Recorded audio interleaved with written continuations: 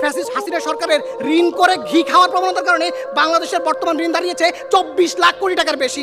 আমাদের অভ্যন্তরীণ ঋণ দাঁড়িয়েছে জিডিপির 22.6%, রাজস্বের 79.4% ব্যয় হয় ঋণ মেটাতে।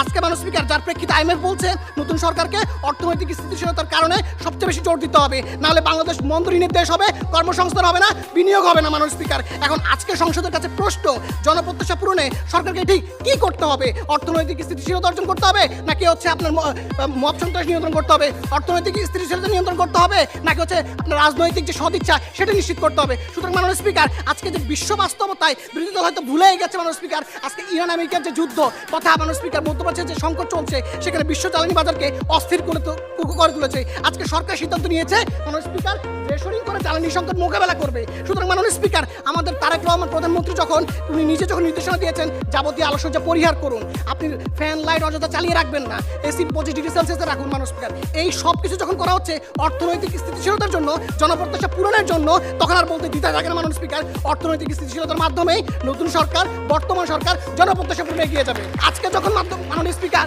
মধ্যপ্রাচ্যের সংকট যখন তীব্রতর হচ্ছে, তখন সরকার জনপ্রত্যাশা পূরণে কি করবে? ওই বিরোধী দলের দেখানো বিচার বিভাগকে স্বাধীন করবে, নাকি মাননীয় স্পিকার জ্বালানি সংকট নিরসনে কাজ করবে জ্বালানি চুক্তির মাধ্যমে, কূটনীতির মাধ্যমে? মাননীয় স্পিকার, তারা আসলে আজকে বিশ্ব রাজনীতিই বুঝতে পারে না। তারা আসছে মাননীয় স্পিকার এখানে অর্থনৈতিক স্থিতিশীলতা দিয়ে বড় লেকচার দিতে। মাননীয় স্পিকার, আজকে নতুন সরকার ইতিমধ্যে মধ্যপ্রাচ্যের সংকট মোকাবেলায় দফায় দফায় বৈঠক করেছে। মাননীয় স্পিকার, যাত্রীদের টিকিটের খরচ কমানো হয়েছে, নতুন করে লক্ষাধিক মানুষকে দক্ষ জনশক্তি হিসেবে গড়ে তোলার জন্য ভাষা শিক্ষা কেন্দ্র স্থাপনের উদ্যোগ চলছে, ভাষা শিক্ষা বাধ্যতামূলক করছে।